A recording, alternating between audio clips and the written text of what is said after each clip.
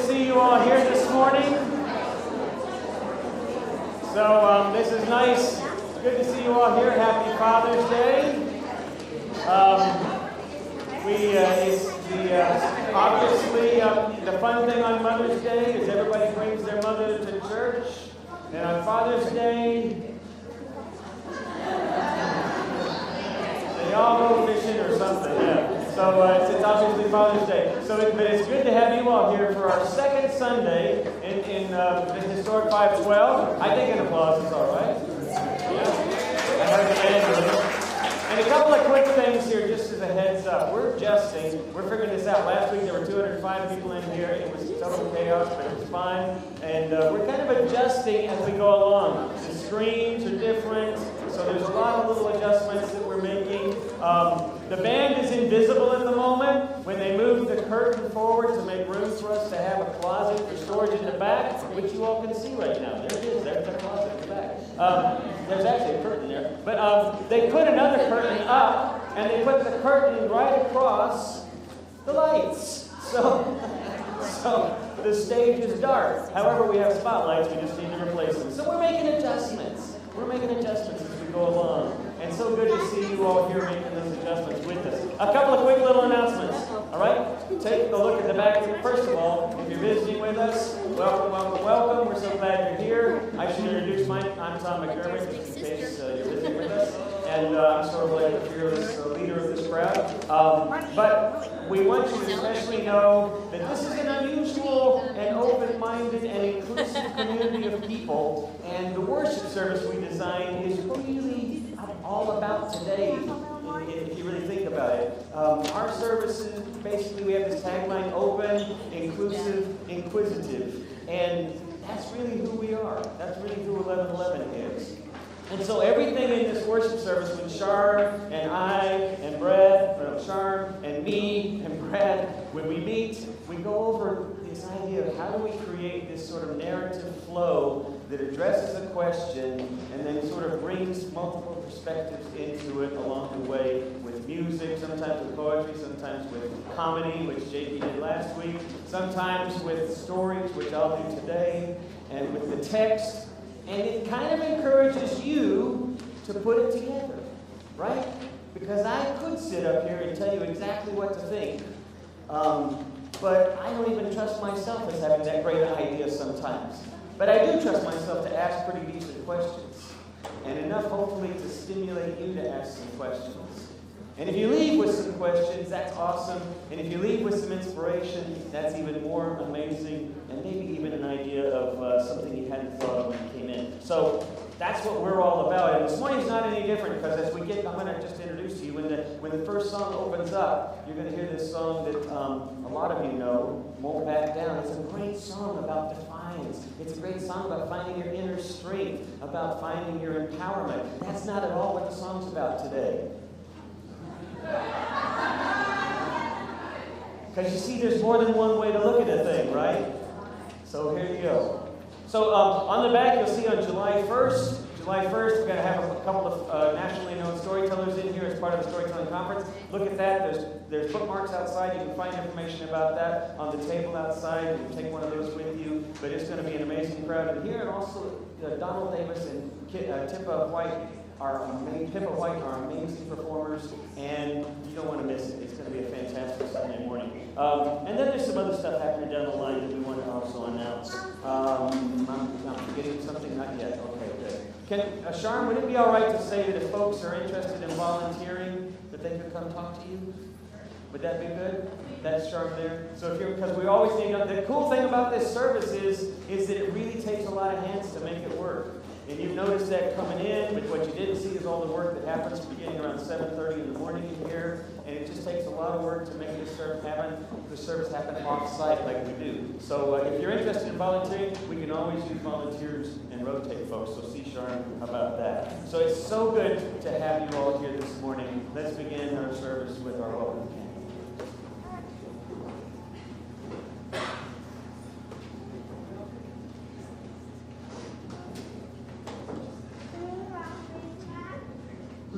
The welcome candle is lit, and I can't think of anything more welcoming than what Tom just said, because that's what this service is all about.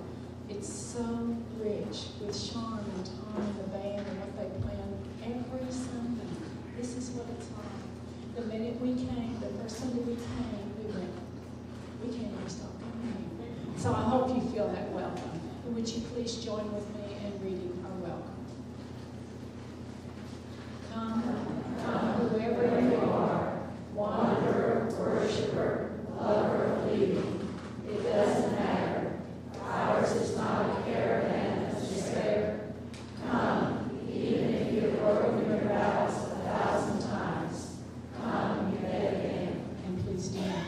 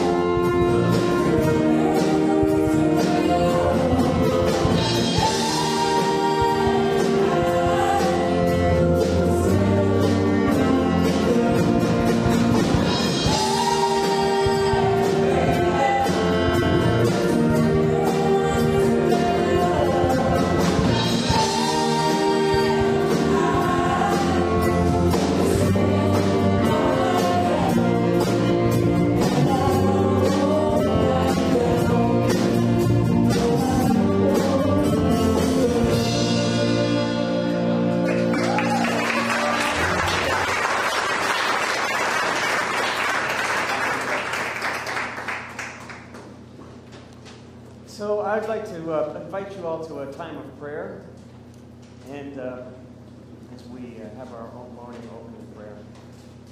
Holy One, we come this morning in the midst of a culture that is so rife with polarization, so divided, so many on both sides saying we won't back down. And yet, the heart of faith is about seeing something beyond our polarization, about compassion, generosity, hospitality, a kingdom which is rooted in love. How do we get there? So, Holy One, as we gather this morning and as we explore this idea of curiosity in the context of our faith, may we find ways to find the deeper connections, to ask why, even of our own stances, and perhaps of others as well, that we might come to see ourselves and one another and recognize your sacred grounding.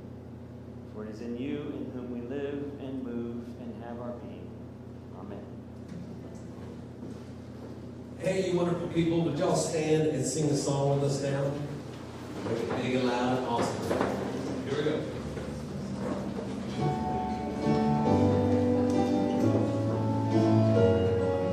I think we got some words on the screens. Here it is. Morning has broken like the first morning. Blackbird has spoken like the first bird. Praise for the singing, praise for the morning, praise for the spring, fresh from the world. And as you might notice, now's the perfect time to bring your offering to the table. Verse 2. Sweet the rain to fall, the sun from heaven, like the first dew fall on the first rain. Praise for the saints,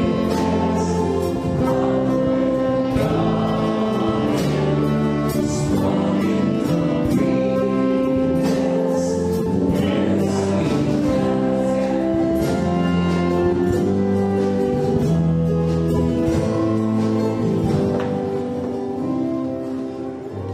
Verse 3. Mine is the sunlight, mine is the morning, born of the one, keeps our faith. Praise with elation, praise in the morning, God's creation, from the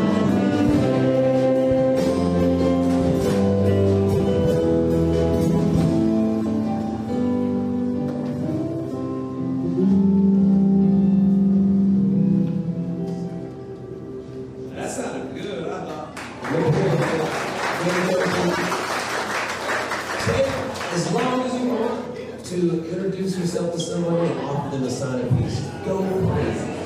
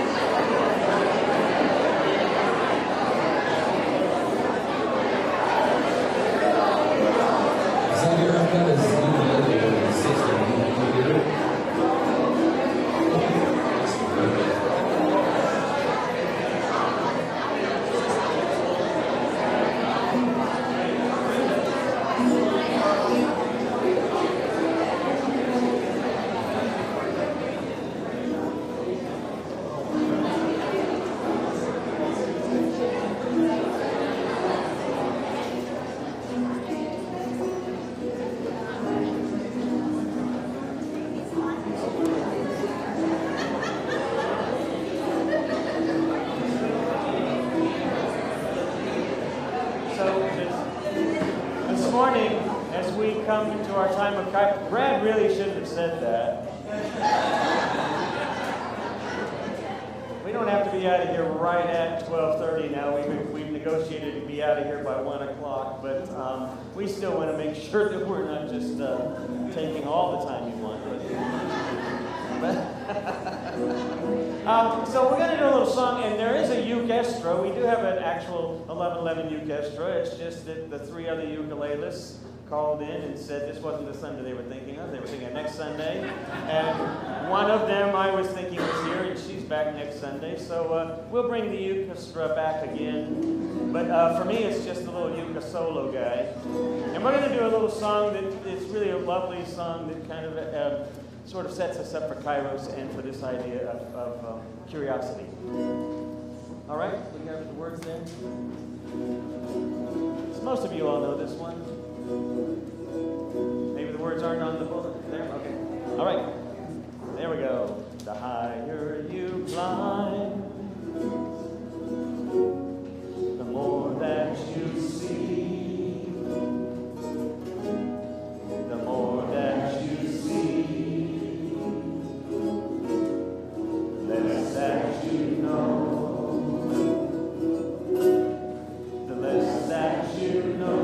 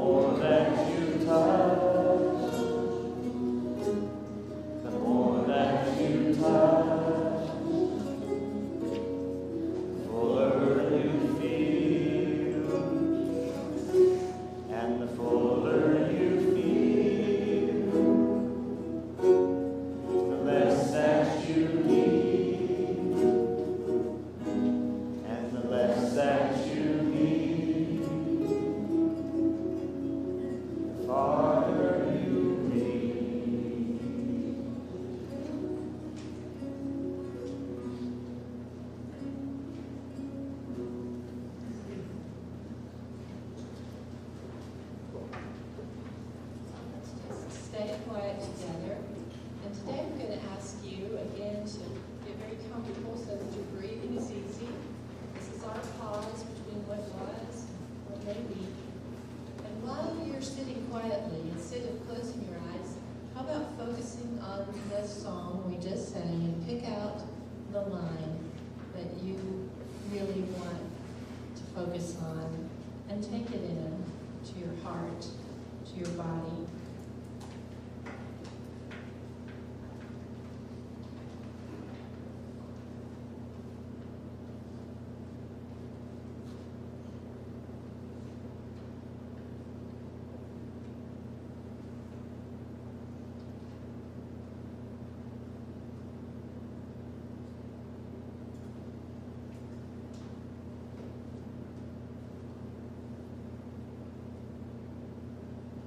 Sometimes it's in those quiet moments that we can remember that we don't know what we don't know.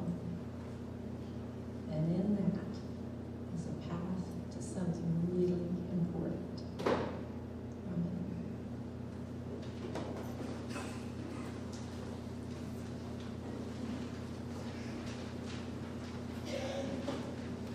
Today's reading is from Acts, chapter 17. The longer Paul waited in Athens for Silas and Timothy, the angrier he got. All those idols. The city was a junkyard of idols. He discussed it with the Jews and other like-minded people at their meeting place. And every day he went out to the streets and talked with anyone who happened along. He got to know some of the Epicurean and Stoic intellectuals pretty well through these conversations. Some of them dismissed him with sarcasm, "What an airhead." But others, listening to him go on about Jesus and the resurrection, were intrigued. That's a new slant on the gods. Tell us more. These people got together and asked him to make a public presentation over at the Areopagus, where things were a little quieter. They said, "This is a new one on us. We've never heard anything quite like it. Where did did you come up with this anyway? Explain it so we can understand. Downtown Athens was a great place for gossip. There were always people hanging around, natives and tourists alike, waiting for the latest tidbit.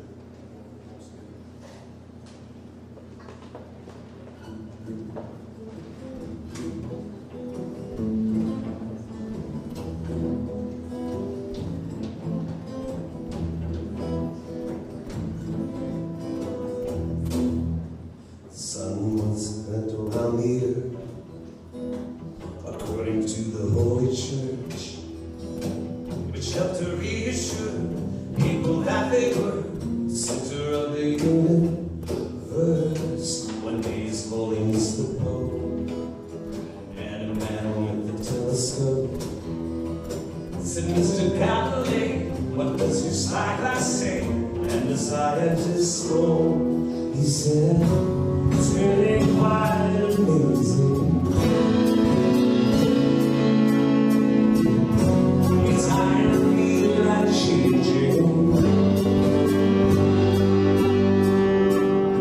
So let me ask before I show you, do you really want to know? Do you really want to know? Never read the Bible for direction. She said she was a child of heaven, and that the human beings came from a higher place. The angels descended. She wound up marrying her cousin.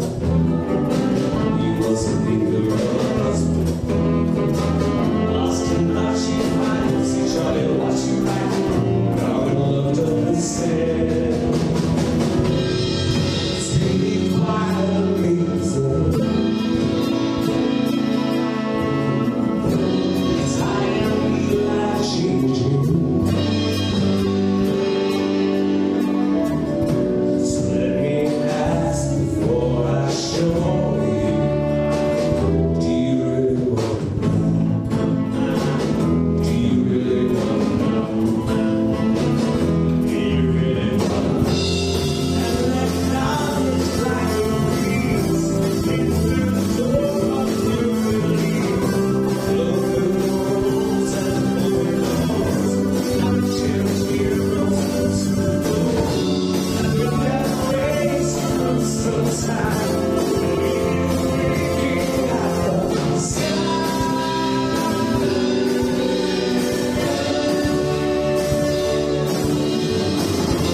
So if you stare into his eyes, let my face don't come in line. See sunrise when the moon is. Tell me good as soul. Sleeping around, lost in dawn. No wonderful.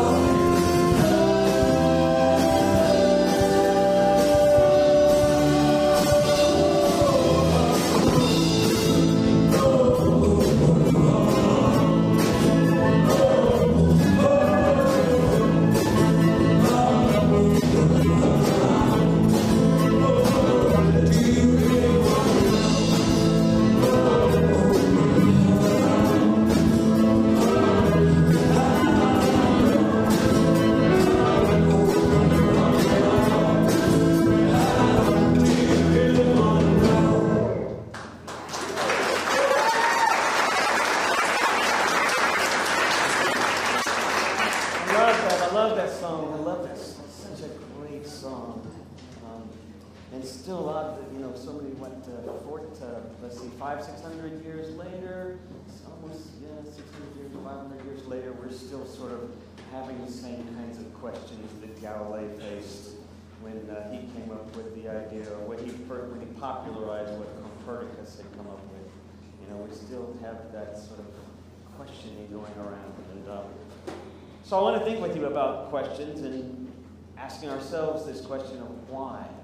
Whenever we encounter someone else of a different even perspective, why? Whenever we have that stance where we just refuse to back down, why?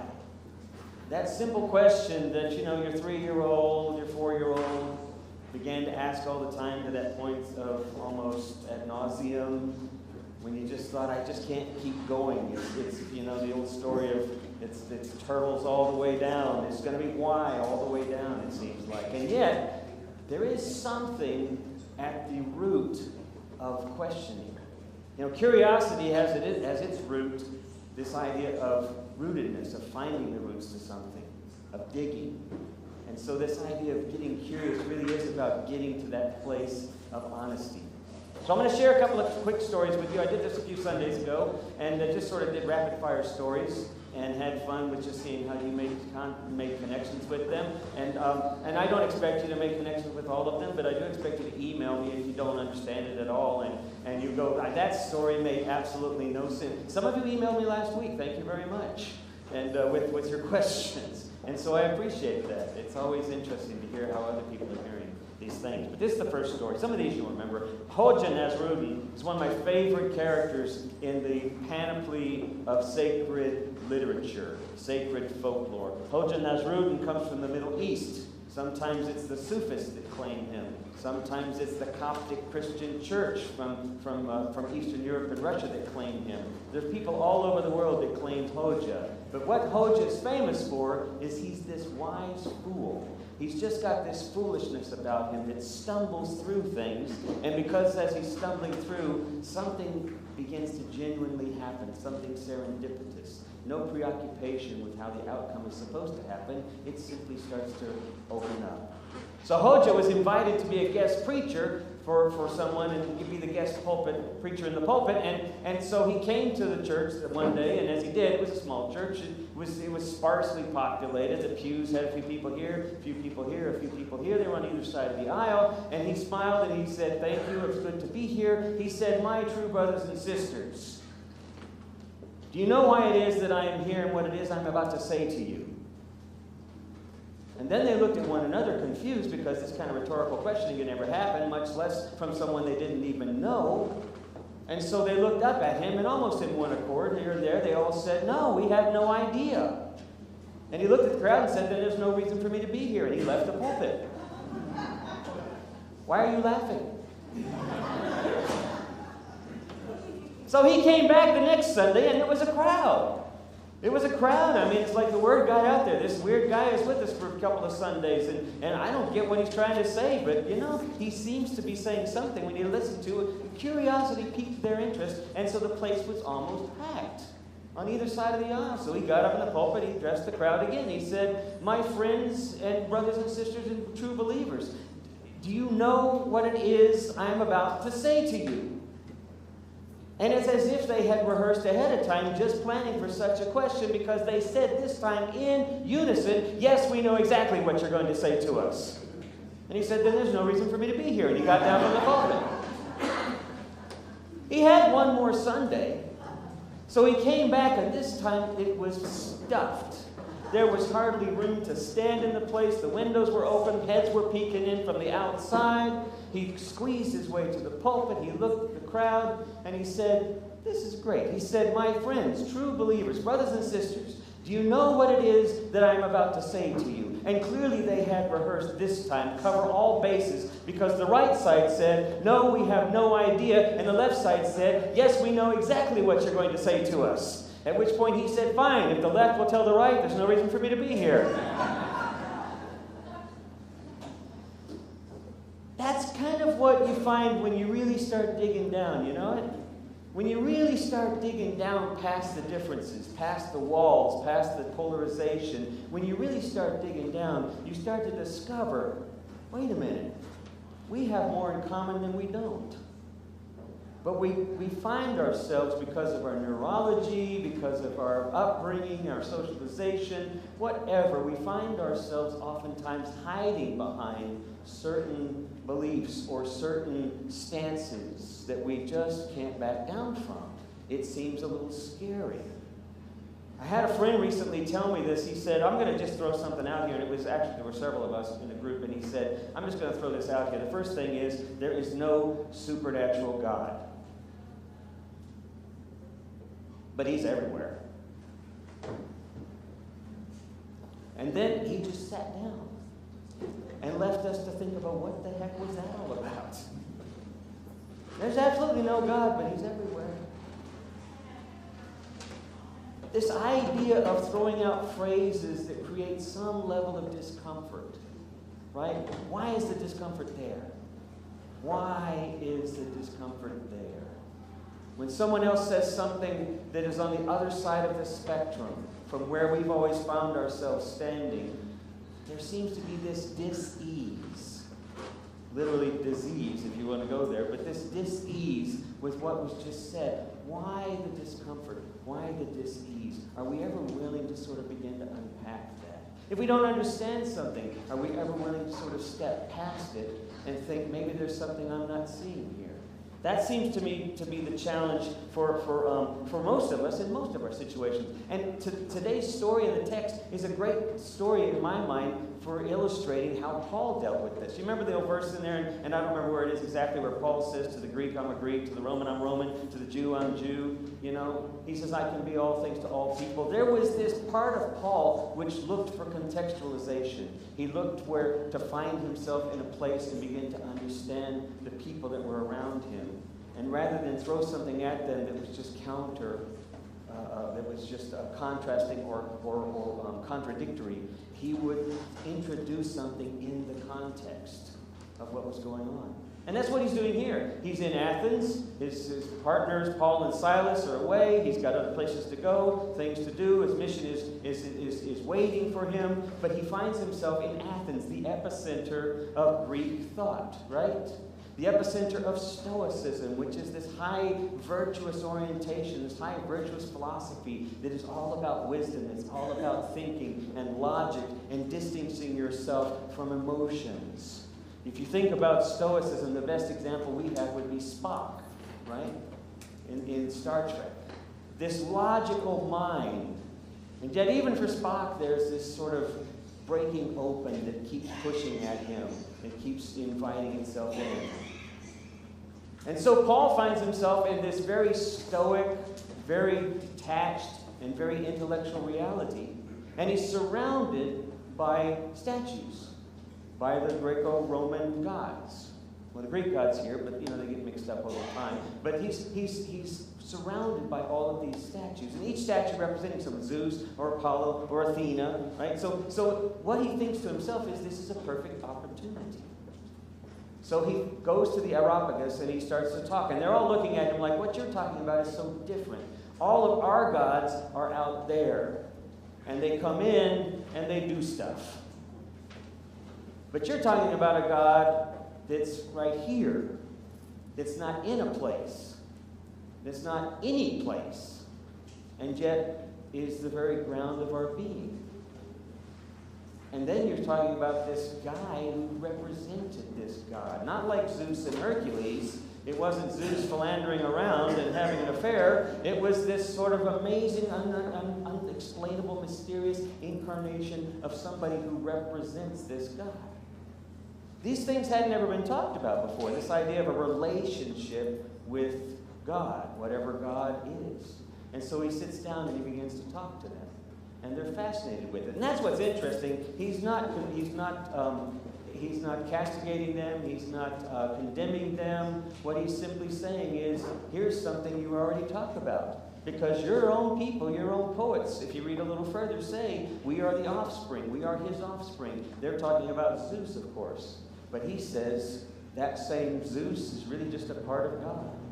That same idea of your gods is really just a part of the one God who is the ground and the substance of our being, the one in whom we live and move. This idea of opening up conversation is a challenge for us. The question for me becomes, why? Why is it? What is it about what you think and what I think that are keeping us from dialoguing, from conversing? And that's a question we have to ask ourselves as much as encouraging others to ask that question. There was this fellow, some of you might have been around back in the day, I'm thinking back in the 80s and 90s, before I-30 was what it is now. It's a big 8-lane multi-highway, and it used to pass by Summit. It passed underneath the Summit Bridge. There was a little insurance building, I think, that was right at the top of the hill, and a parking lot there that you could look down the slopey grass. And I used to, as a kid, when my mom would drive me past that area as a teenager, I would see this guy who was always standing on the side. And this guy was always dressed in sort of a painter's suit. He had a taped up leather satchel. He had a sign that he was always showing. I never noticed it until I just happened to look.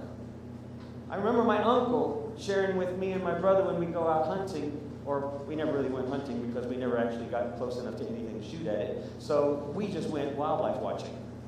But I remember my uncle telling us that we never see anything out there because he'd say you're looking right at it. And if you look right at something, you'll never see it. You have to look around something. And then he'd say, if you don't cultivate a curiosity about it, you won't see it. Because we'd ask, where do you look? And he'd say, I don't know where you look. You have to want to look. You have to be willing to look. If you're not going to look around, you're not going to see it. If you look right at something, you're going to miss everything else. And so I happened to turn my head to the side of the highway, and I noticed there on the shoulder, there was this guy, and we came to call him Rainbow Jack. Not because he had a rainbow suit on or anything, but he had kind of a multicolored hat, a painter's cap, and he had this painter's outfit on, and he had this little wrapped up satchel. And then the sign, which said, "The end is near. Are you watching?" And then we pass under the bridge and keep on going. He was there almost every day around 5 o'clock, around rush hour. The shocker was the fact that he was also at my mom's post office box. He shared a post office box like 5 boxes down. The old post office that was off of Camp Bowie at 7th Street and now is on North Bailey Street. Some of y'all know where that is. Well, my mom had a post office box there, and when we'd walk in, sometimes he would actually be there. And that was a shocker. The guy actually got mail. But he was standing there with his satchel, and he opened up his satchel, and he handed me a sheet. And the sheet was, the end is coming. Are you ready? Are you watching? And then he looked at me and said something that, for the longest time, because I was an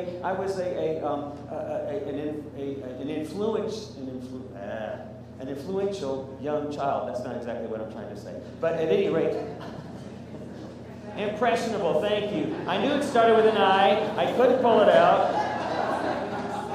Can you come on up here and just help me? Just stand beside me. I need a sign. I need a verbal interpreter. So at any rate, I was impressionable, and he handed me this sheet, and it said, God comes like a thief in the night. You remember that? You remember that verse? God comes like a thief in the night. Well, as an impressionable Bible church teenager, that scared the heck out of me.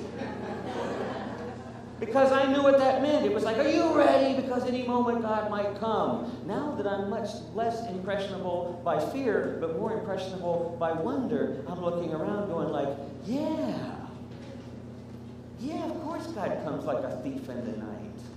Of course God comes in surprising ways. Of course the moments of redemption and resurrection happen when we least expect it. Because we're watching. We're looking.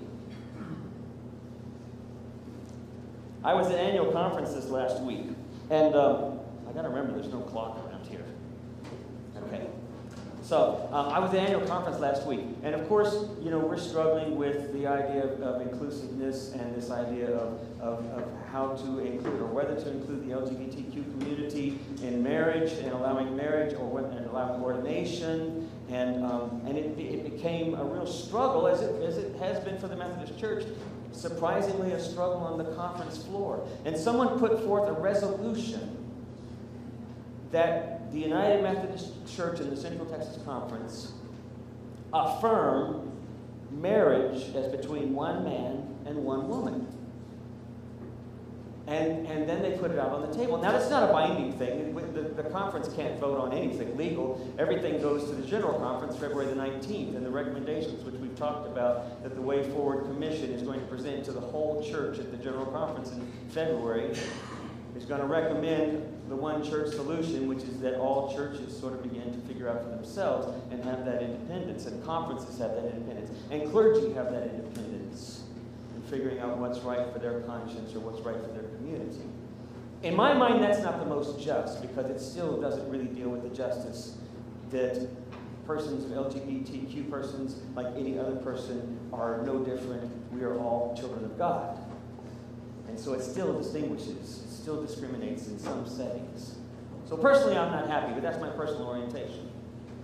But here was this thing that was set on the table, and everybody was starting to freak out. Everybody was starting to, so you could feel the polarization start to happen right there in this big room with 800, 900 people. You could feel folks starting to kind of look at each other sheepishly or intensely, like, are you with us? Are you against us? You know, are you going to be on this or not? And then I walked out the hall, and it was lunchtime, and I saw one of the two guys who had put that resolution together. And my first inclination was to think, you sorry. Anyway, so my first inclination was to kind of think, what's the matter with you? What are you thinking? Again, because of my personal orientation. And so instead I didn't. Instead, I walked all the way around him and went way past him. And then later on that afternoon when I came back, I stopped and I asked him. I asked him how he was doing.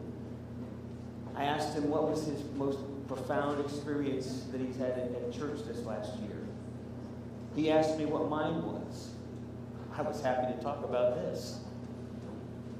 And after a while, we had a conversation that had nothing to do with our polarization, that had everything to do with our passion for love and community and creating a community of love. It did not change his mind, but it changed our minds about each other. When I was in Northern Ireland with our group that went on a tour last year, and by the way, in next summer, if you're interested, see me. We're going to do another tour to Ireland, this time to the Republic, and it'll be happening in the summer of 2019. But we had 30 people go, and one of the things we did, as I shared with you all, was this, we went to Northern Ireland as part of the trip, and a big part of it was developing labyrinths in the context of the conflict between the two countries, which now, of course, since the peace agreement was signed in 1998, there's been less of that conflict, but now it's rising up again because we have Brexit and we have all this confusion about identity and how that's going to work out. But what was interesting was that as we were going through Derry, or Londonderry if you're from the UK, as we're going through Derry, we're walking along the wall, and as I think I shared with you once before, as we're walking around to one side of the wall, we look over into an area that was particularly congregated, it was mostly populated with UK citizens, with Protestants. Now, people live throughout the community and mixed in both areas, but they tend to be congregated more in one area than in another. So you have Catholics more in one area, and you still have Protestants more in one area. And then I saw a flag going up, and it was the Republic flag, the flag of Ireland. And it was up. And I said, well, what's that? What are we doing with that flag? It was only a half-mast, by the way. And then I saw a pile of wood and old furniture and wooden pallets on this big opening down at the bottom of it. And he said, well, in July, or actually later in August, because we were there in mid-August, he said later this month they're going to have the Orange celebration. The celebration of William of Orange, who of course was the Protestant that ran all of the Catholics out of that area. And he said, and we burned the Irish flag. And I looked at him and I said, you burned the Irish flag in the context of peace? In the context of a community that has both Irish Catholics and Irish Protestants? And he said, it's a strange thing. But everybody seems to tolerate it. Later on, I met this guy by the name of Patrick Otuma. We've done his blessing in here before, Go in Pieces. He started a community, and the community is called, let me see if I can find it here. Well, it's Comiella, but it is the Comiella community in Ballycastle, which is to the north and further west of where we were. But the whole community was designed around one purpose: bring as many people from as opposite the spectrum as possible together, and have dinner, and have coffee, and have tea, and just get together, and maybe do a garden somewhere.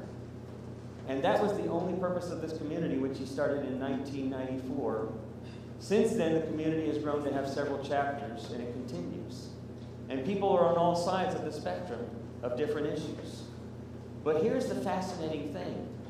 He said it's amazing to sit down and watch people have coffee and tea and conversation with people whose backs they talk behind at other times.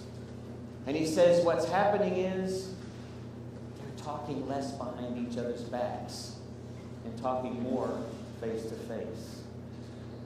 What a profound idea, getting together and looking past the barriers. But what does it take? I mean, it takes curiosity, right?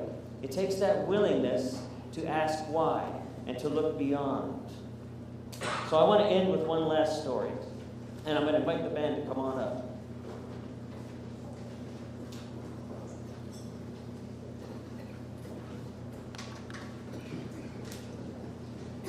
Actually, it's just an illustration. I want to invite you this week to do a couple of things. I want to invite you to look past your comfort zone, to begin to ask questions, why? And more than that, I want you not to stop with the first why. I want you to ask why as many times as it takes until you suddenly find yourself getting to a place where it's uncomfortable and you don't want to think about that. You don't want to ask why about that. In your gut, you're thinking, that feels like something that I need to hang on to. I'm afraid. I don't like myself. My family was always this way, and it's important for me to be the way they were, to identify with them. Whatever it is, to get to that place where you suddenly feel like I just can't go any further. And then I just want you to sit with it. You don't have to change it. You don't have to deconstruct it. But I invite you just to sit with it, to that place where you just feel like you can't go further. And then, if you get the courage to do it, I invite you to go and ask someone else what they think about it, and to begin asking that question, why? Once we begin to open up, we begin to discover that our walls are more like curtains. They're not nearly so impermeable. And we begin to experience what it truly means to live and move and have our being in the God that's not anywhere, but God which is everywhere.